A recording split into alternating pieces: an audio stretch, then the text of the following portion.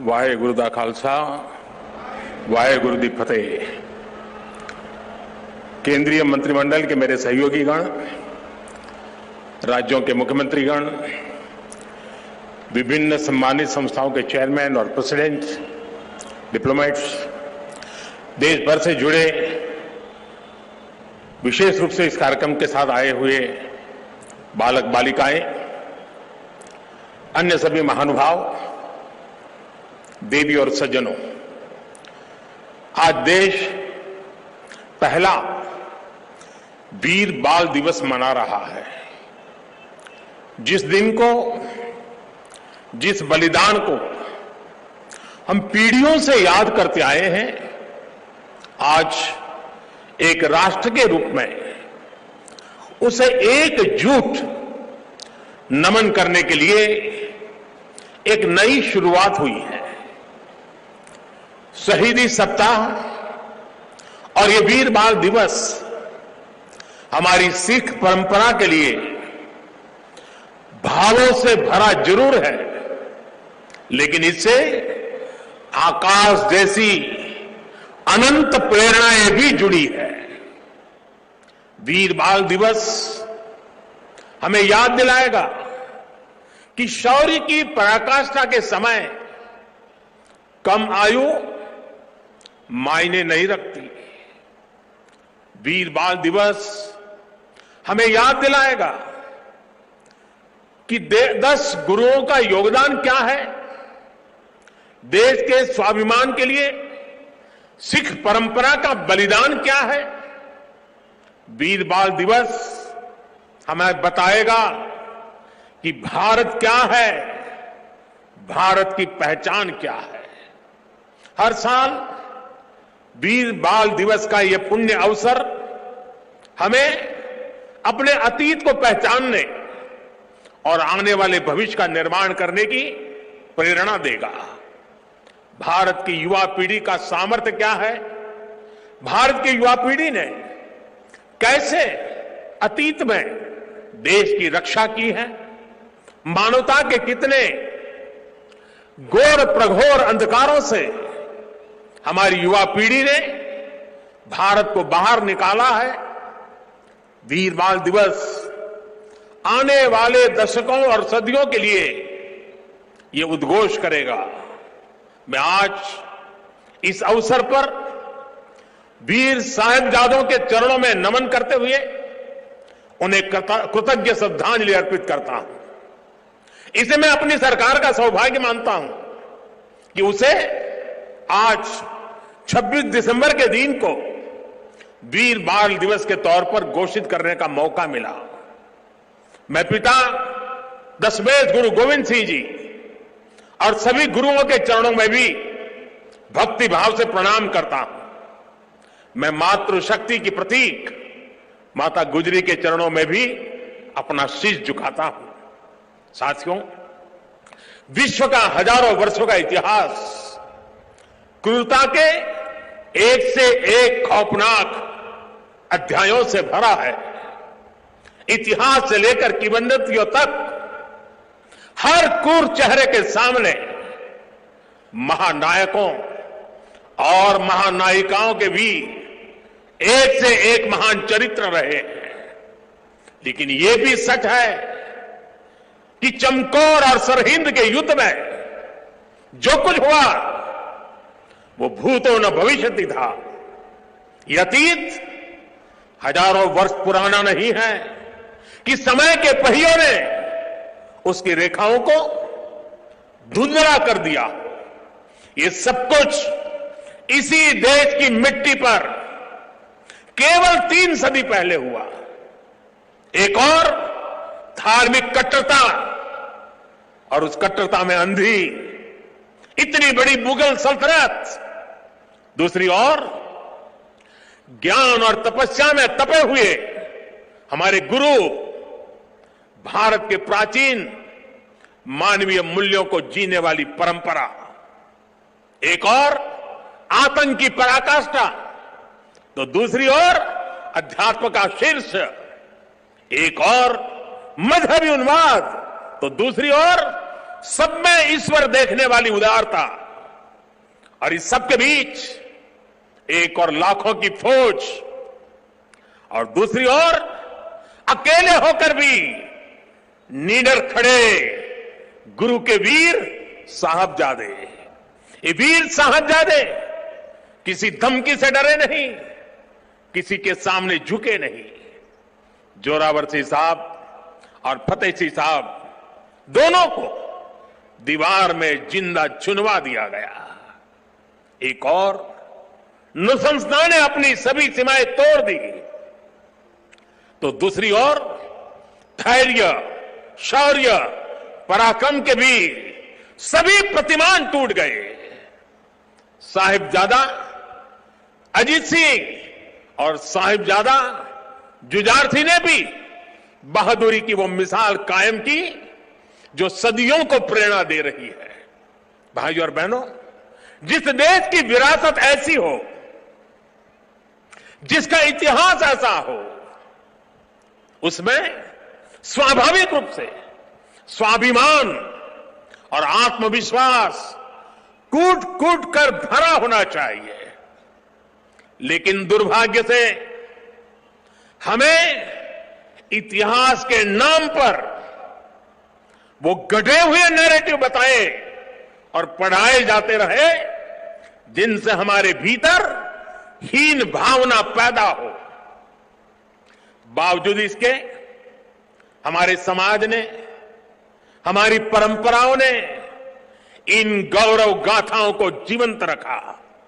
साथियों, अगर हमें भारत को भविष्य में सफलता के शिखरों तक ले जाना है तो हमें अतीत के संकुचित नजरियों से भी आजाद होना पड़ेगा।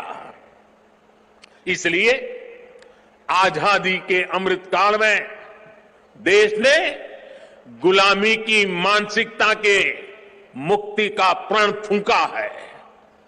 वीर बाल दिवस देश के उन पंच प्राणों के लिए प्राणवायु की तरह है। साथियों, इतनी कम उम्र में साहबजादों के इस बलिदान में हमारे लिए एक और बड़ा उपदेश छिपा हुआ है।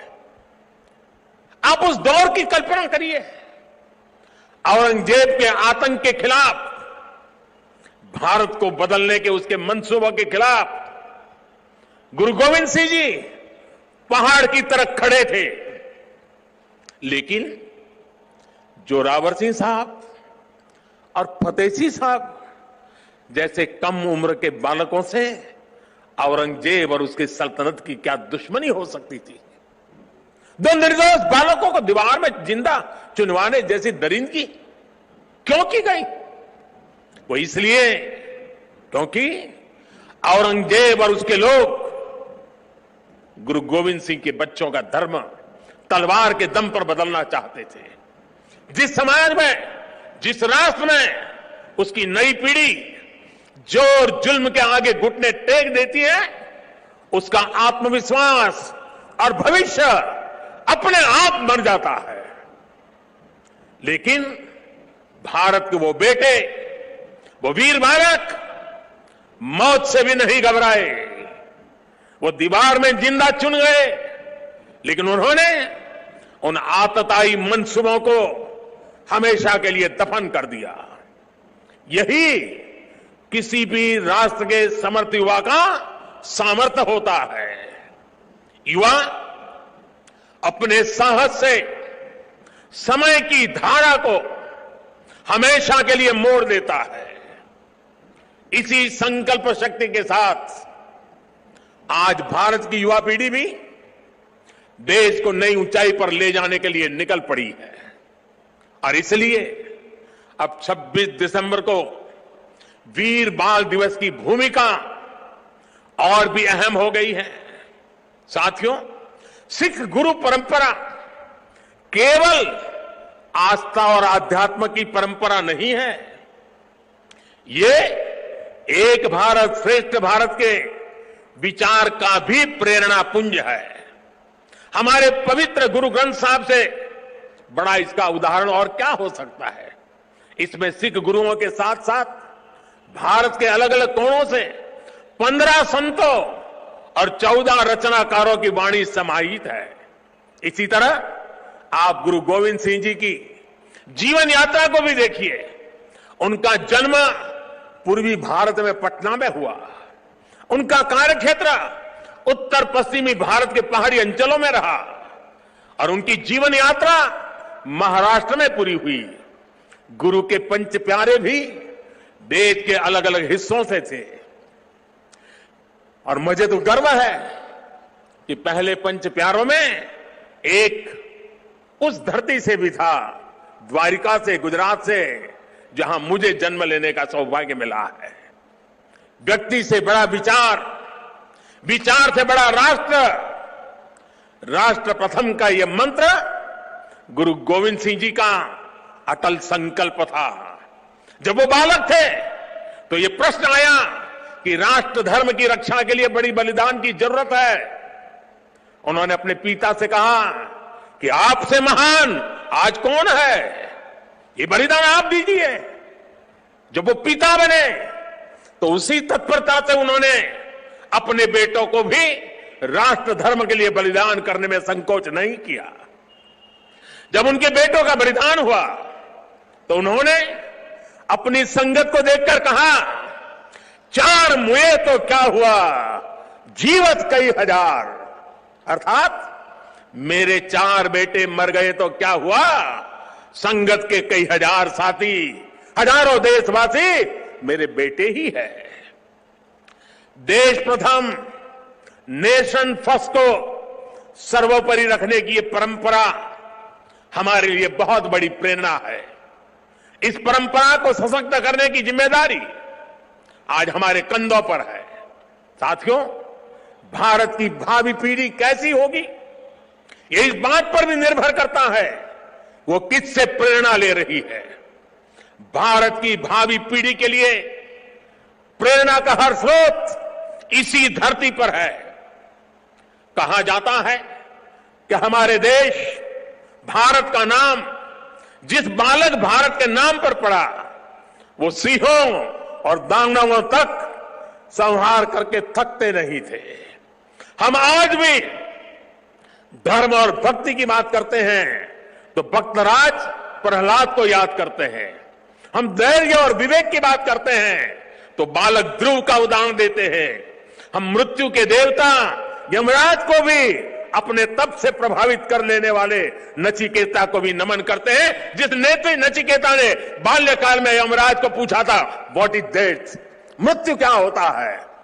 हम बाल राम के ज्ञान से लेकर उनके शौर्य तक, वशिष्ठ के आश्रम से लेकर विश्वामित्र के आश्रम तक, उनके जीवन में हम पग पग पर आदर्श देखते हैं। प्रभु राम के बेटे लवकुश की कहानी भी हर मां अपने बच्चों को सुनाती है। श्री कृष्ण भी हमें जब याद आते हैं तो सबसे पहले कान्हा की वो छवि याद आती है, जिनकी बंशी में प्रेम के स्वर भी है और वो बड़े बड़े राक्षसों का संहार भी करते हैं। उस पौराणिक युग से लेकर आधुनिक काल तक वीर बालक बालिकाएं भारत की परंपरा का प्रतिबिंब रहे हैं। लेकिन साथियों, आज एक सच्चाई भी मैं देश के सामने दोहराना चाहता हूं। साहबजादों ने इतना बड़ा बलिदान और त्याग किया, अपना जीवन न्यौछावर कर दिया, लेकिन आज की पीढ़ी के बच्चों को पूछेंगे तो उनमें से ज्यादातर को उनके बारे में पता ही नहीं है। दुनिया के किसी देश में ऐसा नहीं होता है कि इतनी बड़ी शौर्य गाथा को इस तरह भुला दिया जाए। मैं आज के इस पावन दिन इस चर्चा में नहीं जाऊंगा कि पहले हमारे यहां क्यों वीर बाल दिवस का विचार तक नहीं आया, लेकिन ये जरूर कहूंगा कि हम नया भारत दशकों पहले हुई एक पुरानी भूल को सुधार रहा है। किसी भी राष्ट्र की पहचान उसके सिद्धांतों, मूल्यों और आदर्शों से होती है। हमने इतिहास में देखा है, जब किसी राष्ट्र के मूल्य बदल जाते हैं तो कुछ ही समय में उसका भविष्य भी बदल जाता है। और ये मूल्य सुरक्षित तब रहते हैं जब वर्तमान पीढ़ी के सामने अपने अतीत के आदर्श स्पष्ट होते हैं। युवा पीढ़ी को आगे बढ़ने के लिए हमेशा रोल मॉडल्स की जरूरत होती है। युवा पीढ़ी को सीखने और प्रेरणा लेने के लिए महान व्यक्तित्व वाले नायक नायिकाओं की जरूरत होती है और इसलिए ही हम श्री राम के आदर्शों में भी आस्था रखते हैं। हम भगवान गौतम बुद्ध और भगवान महावीर से प्रेरणा पाते हैं।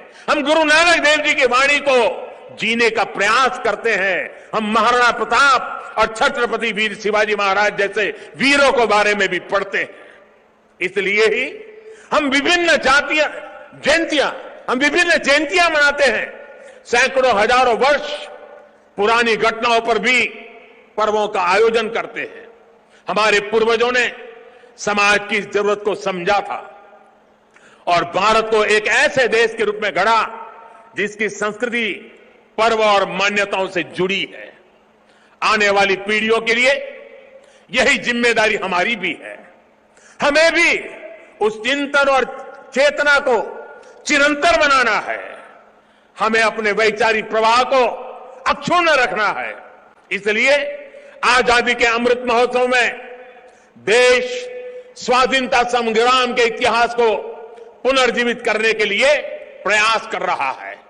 हमारे स्वाधीनता सेनानियों के, वीरांगनाओं के, आदिवासी समाज के योगदान को जन जन तक पहुंचाने के लिए हम सब काम कर रहे हैं। वीर बाल दिवस जैसी पुण्यतिथि इस दिशा में प्रभावी प्रकाश स्तंभ की भूमिका निभाएगी। साथियों, मुझे खुशी है कि वीर बाल दिवस से नई पीढ़ी को जोड़ने के लिए जो क्विज कंपटीशन हुआ, जो निबंध प्रतियोगिता हुई, उसमें हजारों युवाओं ने हिस्सा लिया है। जम्मू कश्मीर हो, दक्षिण में पुडुचेरी हो, पूर्व में नागालैंड हो, पश्चिम में राजस्थान हो, देश का कोई कोना ऐसा नहीं है जहां के बच्चों ने इस प्रतियोगिता में हिस्सा लेकर के साहबजादों के जीवन के विषय में जानकारी न ली हो, निबंध न लिखा हो। देश के विभिन्न स्कूलों में भी साहबजादों से जुड़ी कई प्रतियोगिताएं हुई है। वो दिन दूर नहीं जब केरला के बच्चों को वीर साहिबजादों के बारे में पता होगा, नॉर्थ ईस्ट के बच्चों को वीर साहिबजादों के बारे में पता होगा। साथियों, हमें साथ मिलकर वीर बाल दिवस के संदेश को देश के कोने कोने तक लेकर जाना है। हमारे साहिबजादों का जीवन, उनका जीवनी संदेश देश के हर बच्चे तक पहुंचे। वो उनसे प्रेरणा लेकर देश के लिए समर्पित नागरिक बने। हमें इसके लिए भी प्रयास करने हैं। मुझे विश्वास है हमारे एकजुट प्रयास समर्थ और विकसित भारत के हमारे लक्ष्य को नई ऊर्जा देंगे। मैं फिर एक बार वीर साहिबजादों के चरणों में नमन करते हुए इसी संकल्प के साथ आप सभी का हृदय से बहुत बहुत धन्यवाद करता हूं।